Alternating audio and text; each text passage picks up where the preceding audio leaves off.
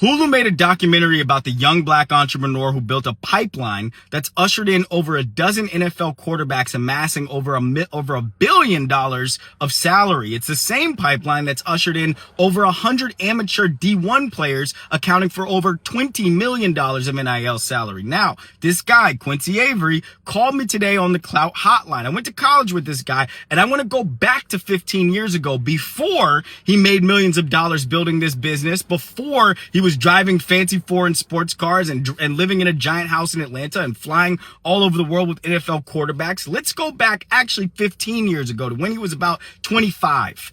At that time, he was homeless. He was living in the UCLA football training facility because he was investing everything he had, all of his time, all of his energy, all of his resources, into his dream of being the #1 NFL quarterback trainer. Now, I asked him today, after he accomplished everything he set out for, at 40 years old, still a relatively young man, what do you want from the next 10 years? You know what he said to me? He said, I don't know. Because, he said, I think I made a mistake of gluing myself to an identity, to an ego-led ambition of being just one thing over the last 15 years. What I know I want for the future is to be able to want whatever I want and to chase it wholeheartedly until my mind and my heart change. And so what he wants to do is downsize his lifestyle so he can do it. Oh, hell. So he can do exactly that. Now, why am I underscoring this point?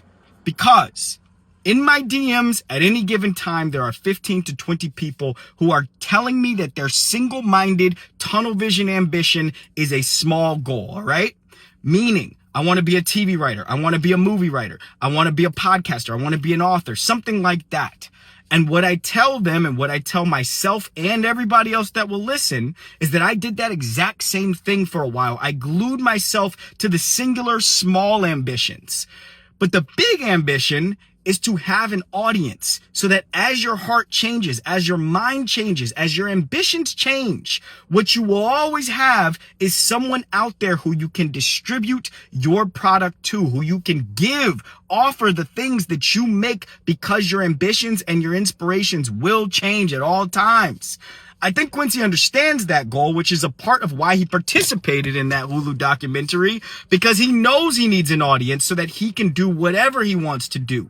You can do that same thing. You know what else you can do? You too can call the Clout Hotline. It's free for famouses, affordable rates for everybody else. DM me. Goodbye.